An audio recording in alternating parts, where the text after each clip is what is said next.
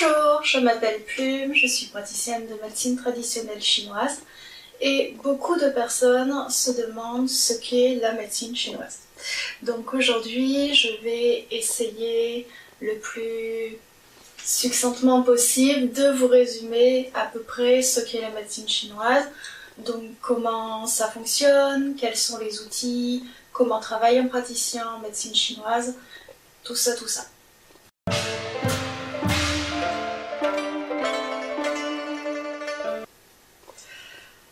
Alors, l'une des questions qu'on me pose souvent, c'est est-ce qu'il faut y croire? Donc, je répondrai non. On n'est pas dans quelque chose qui est lié à la croyance, on est vraiment dans une médecine. Alors, il faut savoir que sur Terre, il n'y a pas qu'une seule médecine.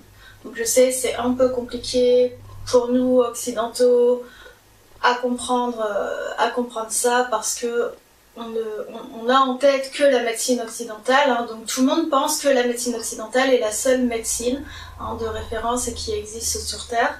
Eh bien non, c'est pas le cas. On n'a pas une seule médecine sur Terre, il existe plein de médecines. Donc les plus connues, on va avoir la médecine ayurvédique, la médecine amérindienne, la médecine tibétaine et aussi donc la médecine traditionnelle chinoise.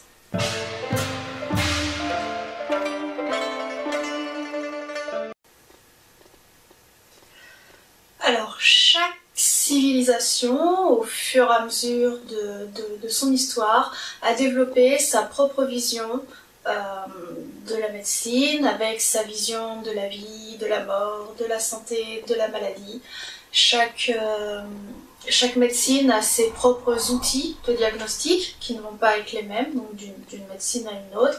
Et donc chaque médecine va également avoir ses propres outils de traitement qui vont également être différents d'une médecine à une autre.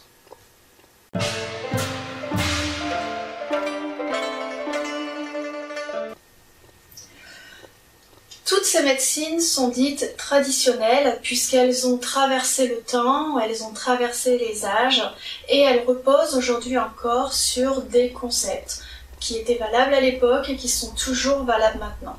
C'est pour ça qu'on dit qu'elles sont traditionnelles puisqu'elles sont issues d'une histoire et de traditions qui sont orales, qui sont parfois écrites.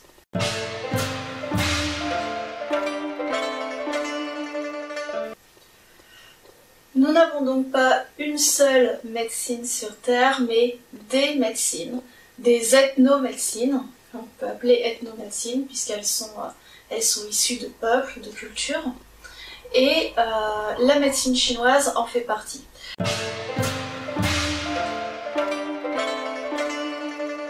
Ce qui va rapprocher toutes ces ethnomédecines, ça va être plusieurs choses. Déjà, on a une conscience que l'homme est relié à son environnement. En médecine chinoise, on dit que l'homme est entre le ciel et la terre. Et donc, on reçoit l'énergie du ciel et on reçoit également l'énergie de la terre. Ça, on y reviendra peut-être un peu plus tard. On a également la nécessité de la participation du patient à sa propre guérison. On n'a pas de pilule magique, ça n'existe pas, je suis vraiment désolée. Mais si vous voulez avoir un traitement efficace, si vous voulez guérir, vous êtes les seuls acteurs de votre santé. Donc l'ethnomédecin, lui, il va avoir sa part du travail quand il est en cabinet, donc avec les outils qu'il va avoir à sa disposition en fonction de la médecine qu'il pratique. Par contre, à côté, il va vous donner des conseils, que ce soit d'hygiène de vie, de diététique, de respiration, d'exercice à faire. Et ça, si vous ne suivez pas ces conseils-là, automatiquement, ça ne pourra pas aller mieux. Hein. Si vous avez une personne qui est en surpoids et qui veut perdre du poids et qui va manger un McDo deux fois par mois, forcément, ça ne va pas pouvoir se faire, ça ne fonctionnera pas. Donc, voilà, l'ethnomédecin, lui, il va regarder où ça dysfonctionne. Il va voir où ça dysfonctionne, il va vous le dire, et ensuite il va vous dire comment faire pour aller mieux. Mais il n'y a que vous, à un moment donné, qui pourrez faire, même si nous on a des outils qui vont forcément aider, qui vont améliorer, qui vont mettre en mouvement le qi, le sang, qui vont aider à une meilleure circulation pour une meilleure santé, à un moment donné, il y a quand même une part de responsabilité du patient dans la guérison. Et évidemment, on ne s'alimente pas n'importe comment, on fait du sport et puis on essaie d'avoir une hygiène de vie plutôt correcte.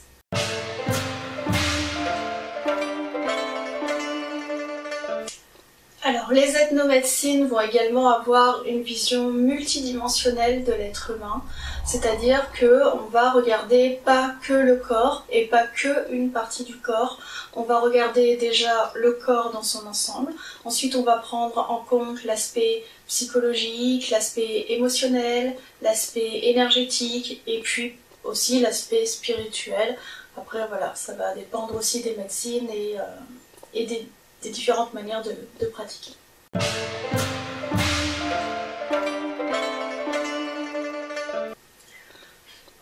Nous allons également retrouver des diagnostics à dimension humaine, c'est-à-dire qu'on va utiliser ce qu'on a pour faire un diagnostic, donc les mains, les oreilles, les yeux, le nez.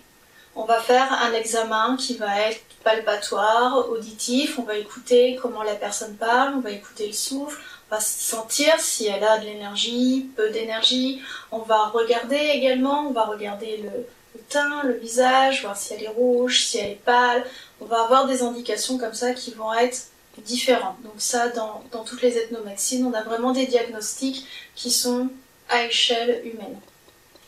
Et puis, on va également avoir des traitements qui font appel à la nature.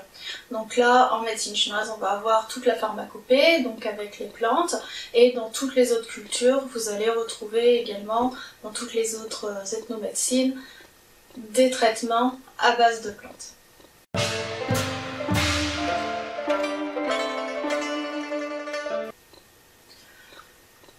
En ce sens, la médecine chinoise est une médecine à part entière.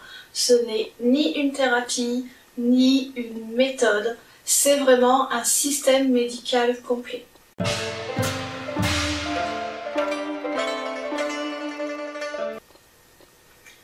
Ce système médical va chercher à comprendre comment fonctionne le corps avec des outils diagnostiques qui sont propres à sa vision, à la vision de la médecine chinoise, à sa vision du monde, pour ensuite aller choisir ses propres outils de diagnostic. Donc c'est une médecine qui a quand même 3000 ans d'histoire, 3000 ans d'expérience. Ce qui est intéressant aussi de savoir, c'est que dans les médecines qui sont traditionnelles, qui sont issues de traditions dans les ethnomédecines, en tout cas en médecine chinoise, si vous aviez un médecin d'aujourd'hui, un médecin chinois d'aujourd'hui qui rencontrait un médecin chinois d'il y a 1000 ans ou 2000 ans, avec les outils de diagnostic que l'on a, on aurait forcément le même diagnostic finalement. On en viendrait à la même conclusion sur la santé du patient. C'est ce qui est rassurant aussi dans les ethnomédecines, c'est qu'on a du recul, on a de l'expérience et puis on n'est pas dans de l'expérimentation de choses, de protocoles ou de médicaments ou de choses qu'on ne sait pas très bien si au final ça va fonctionner ou pas. Là on est vraiment rassuré, on sait ce qui marche et ça fonctionne comme ça depuis des millénaires.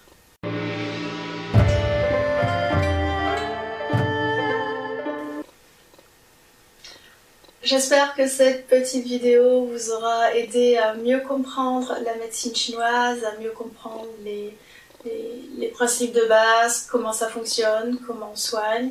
Et puis si vous avez des questions, n'hésitez pas, vous me faites un petit mail. Vous allez avoir en dessous de la vidéo toutes mes coordonnées avec le site, le Facebook, donc vous pourrez facilement retrouver toutes les informations.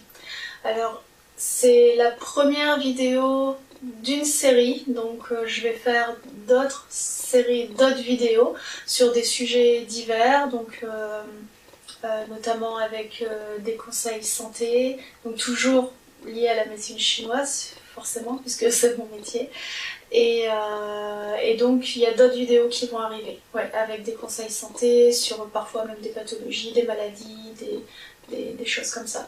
Donc n'hésitez pas, si vous avez des questions ou des commentaires, ou si vous souhaitez qu'on traite d'un sujet plus particulier, vous me faites un petit mail et je vous répondrai. À bientôt!